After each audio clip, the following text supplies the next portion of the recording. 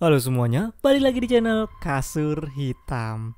Nah cuy, kali ini kita pindah dulu dari segmen malam perwibuan, kita geser ke segmen malam randomon. Dimana di segmen ini bakalan nyeritain film-film yang aneh, absurd, creepy, dan sejenisnya. Nah, film yang mau gue ceritain ini tentang seorang cowok yang diubah jadi manusia walrus sama seorang psikopat. Nah, gimana tuh? Kok bisa dia sampai kayak gitu? Yaudahlah, gak usah lama-lama lagi. Sini gue ceritain film Tux yang rilis tahun 2014.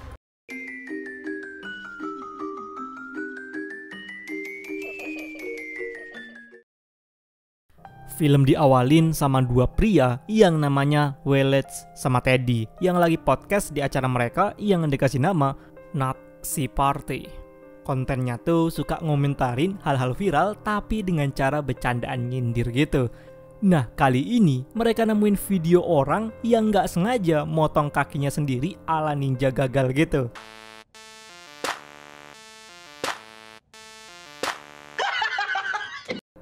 Mereka ini malah ngeledekin orang itu, bahkan sama mereka dikasih julukan The Kill Bill Kid.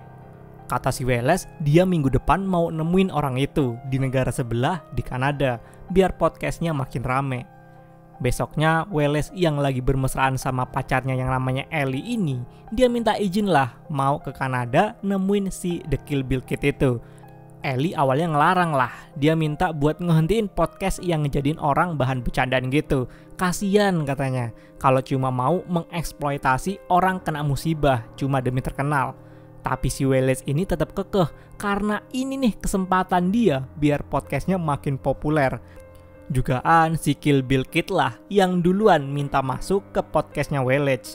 Walaupun dengan berat hati, Ellie pun ngizinin Wallace berangkat minggu depan. Akhirnya minggu depan dia pun berangkat. Tapi aduhai kecewanya dia pas nyampe di rumahnya si Kill Bill Kid itu. Dia langsung bingung, kok ada papan bunga di depan rumahnya. Ternyata Kill Bill Kid udah keduluan bundir. Karena orang itu makin dibully gara-gara podcastnya Wallace minggu lalu. Mentalnya udah gak tahan sama omongan netizen.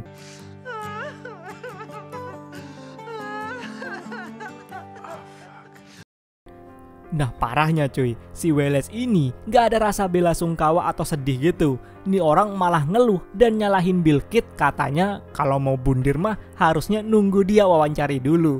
Ini orang udah agak sedeng rupanya. Karena gak mau perjalanan di Kanadanya ini sia-sia, dia mikir buat nyari orang unik lain yang bisa dijadiin konten. Nah pas lagi di bar, dia lagi kencing, dia ngeliat selebaran tentang cerita kisah petualangan seseorang. Ngeliat itu otak bisnisnya langsung aktif lagi tuh. Wallace yang terbiasa ngambil bahan konten dari hal-hal nyeleneh langsung tertarik sama tulisan itu. Dia telepon nomornya, janjian dan nyetir selama 2 jam menuju ke sebuah rumah tua di pedalaman. Pas sudah sampai sana, orang itu tuh menyambut dengan ramah tamah si Wallace di rumahnya. Orang tua ini namanya Howard Howe yang tinggal sendirian. Dia duduk di kursi roda karena katanya kakinya tuh udah lumpuh. Wallace dipersilahkan duduk dan disuguhin secangkir teh paling enak punyanya Howard. Wallace ngenalin dirinya sebagai podcaster, walaupun Howard kayaknya nggak tahu itu tuh profesi apaan. Tapi Howard akhirnya langsung to the point menceritakan kisah hidupnya semasa muda, semasa dia berkeliling dunia dengan kapal buat berpetualang. Ketika lagi ngedengerin cerita itu, si Wallace pandangannya teralihkan dengan koleksi barang-barang unik punya Howard. Pas ditanya ini nih apaan, Howard dengan jujur bilang kalau ini adalah tititnya walrus atau anjing laut. No, it's more like a walrus cock. Shut up. I've heard of them. Sampai akhirnya Howard pun cerita tentang kisah yang merubah hidupnya. Jadi suatu ketika dia pernah tuh pas lagi berlayar kapalnya tenggelam. Dia pun hanyut di laut. Dia pun terdampar di sebuah pulau kecil gitu. Di masa dia ketakutan dalam kesendirian itu, datanglah seekor walrus yang jadi penyelamatnya. Anjing laut itu yang ngedeket ke arah Howard dan meluk biar si Howard ini tetap hangat.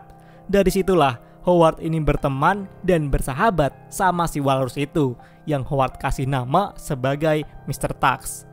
Belum aja selesai ngedengerin ceritanya, Wallace ini ngerasa ngantuk berat. Ternyata selama ini teh yang diminumnya udah dikasih obat tidur sama Howard. Wallace pun langsung ketiduran saat itu juga. Bangun-bangun ternyata udah pagi. Si Wallace ini terduduk terikat di sebuah kursi roda.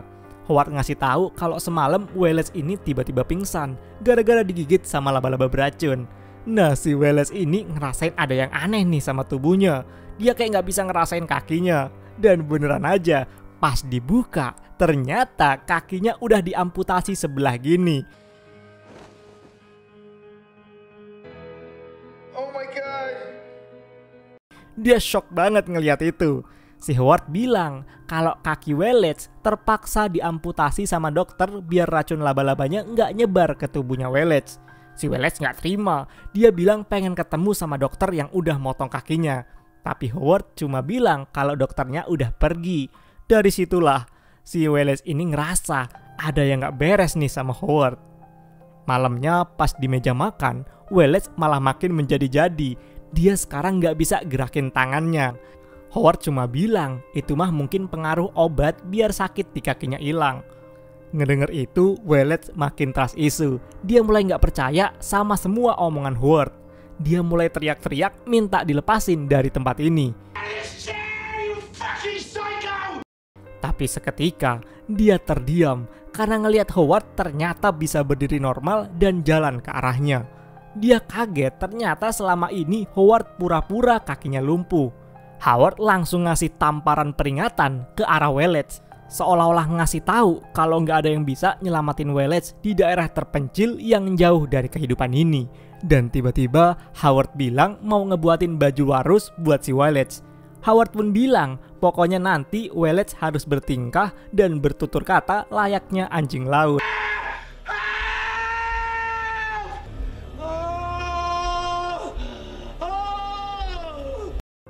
Kita pindah ke Ellie. Dia mulai cerita lah kalau dia nggak bahagia pacaran sama Wallace selama ini. Dia ngerasa nggak dicintai dan nggak dihargai sebagai pacarnya. Ellie ungkapin lah unek-uneknya itu ke Teddy, sahabatnya Wallace. Ternyata Ellie ini malah lebih ngerasa nyaman sama Teddy. Kita balik lagi sama Wallace. Dia udah kecapean teriak-teriak dan akhirnya ketiduran. Nah, dia kebangun karena ngedenger suara HP-nya yang entah kenapa beruntung banget ada di meja. Ternyata dia bolak-balik ditelepon sama Ellie yang khawatir karena nggak ada kabar dari si Wallace ini. Wallace pun telepon balik, tapi nggak diangkat-angkat. Akhirnya dia pun ngirim pesan suara ke Ellie dengan bilang kondisinya sekarang dan minta tolong buat diselamatin. Tapi ternyata Wallace ini ketahuan sama Howard. Langsung tuh Wallace dibuat pingsan lagi. He cut off my fucking leg. Listen to me. You gotta call the cops. Nah, paginya ternyata Ellie ngebaca pesannya Wallace. Dia tahu kalau Wallace ini dalam bahaya. Ellie bareng Teddy pun langsung gasken buat nyelamatin Wallace. Nah, kita ke Wallace lagi. Ternyata Howard udah mulai ngeoperasi Wallace. Dia mulai ngejahit kulitnya Wallace, bahkan motong kedua kakinya. Beberapa jam kemudian, si psikopat gila ini udah berhasil ngejahit tubuh Wallace pakai kumpulan kulit-kulit manusia yang udah pernah dibunuh sama psikopat ini.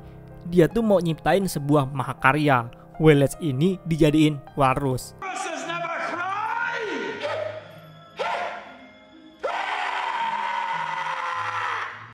Dia jatuhin lah Wallace ini ke dalam air biar Wallace belajar berenang pakai tubuh barunya.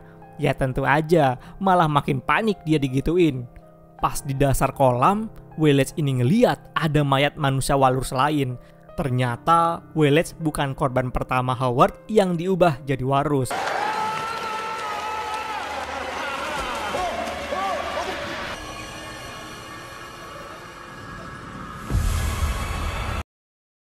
Kita ke Ellie sama Teddy yang udah sampai ke Kanada.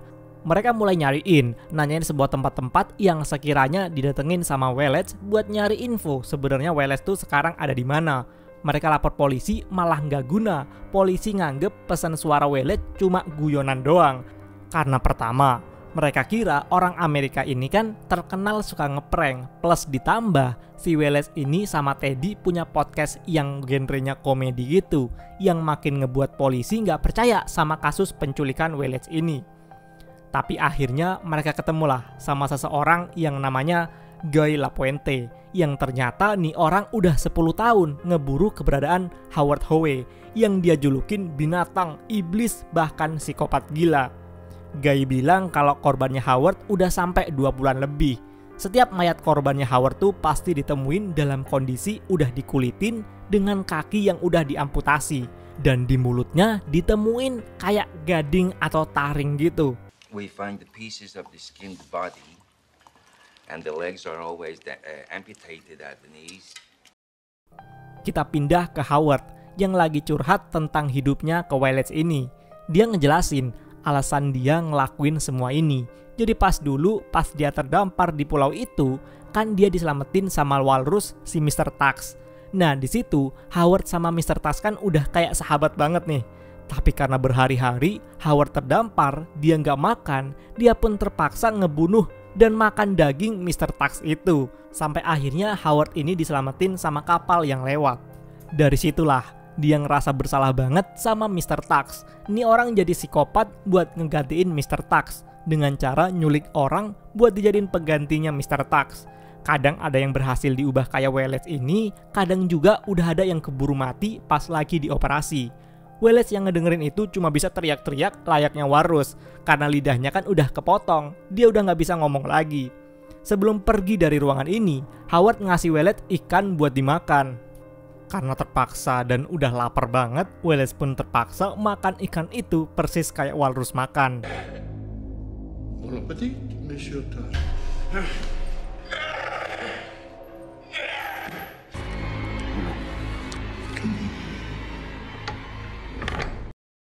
Kita lanjut ke pencarian Ellie. Mereka akhirnya ngedatengin sebuah minimarket. Dan kebetulan malam sebelum menghilangnya Wallace, dia tuh sempat mampir di tempat ini. Kasirnya ngasih tahu kalau Wallace pernah nanya sebuah daerah ke mereka. Akhirnya mereka berhasil tahu lokasi Wallace tuh sekarang ada di mana. Kita balik lagi ke Howard dan Wallace. Sekarang Howard mulai pelan-pelan ngajarin Wallace berenang. Howard nganggep Wallace ini adalah sahabatnya, si Mr. Tux. Ellie dan yang lain mulai ngedeket nih. Mereka berhasil nemuin mobilnya Wallace yang dibuang di rawa. Si Howard ini makin gila. Dia pakailah sebuah baju kulit yang terbuat dari kulit manusia buat ngajakin Wallace tarung. Wallace yang udah dilanda emosi dan kemarahan yang tak terhingga, dia pun berhasil ngelukain kaki Howard pakai gigi panjangnya. Momen ini langsung dimanfaatin buat ngebunuh Howard pakai gigi walrus panjangnya itu.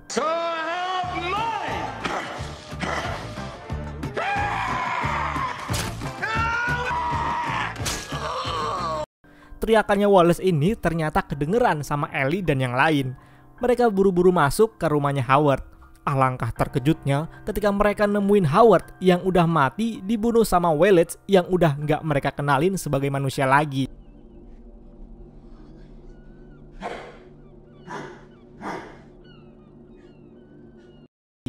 Mereka shock berat ngelihat apa yang ada di depan mereka.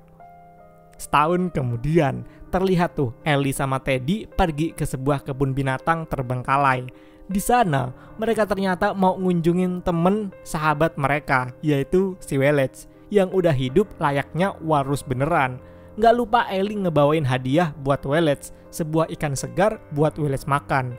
Ngelihat itu, Wallace nggak bisa ngomong, dia cuma bisa teriak layaknya walrus. Dan film ini pun berakhir dengan Wallace yang terpaksa harus menerima nasibnya sebagai walrus jadi-jadian.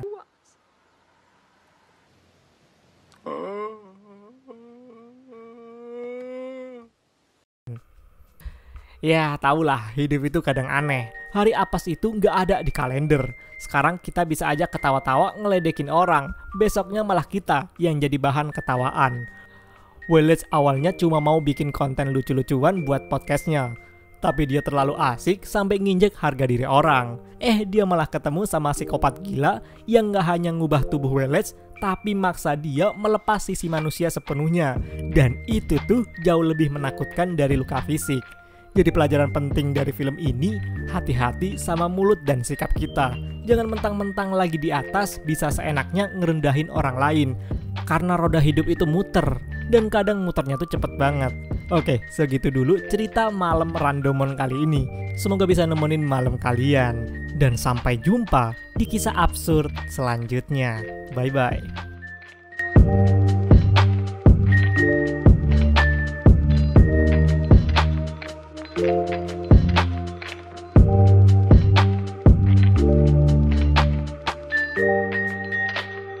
Thank you.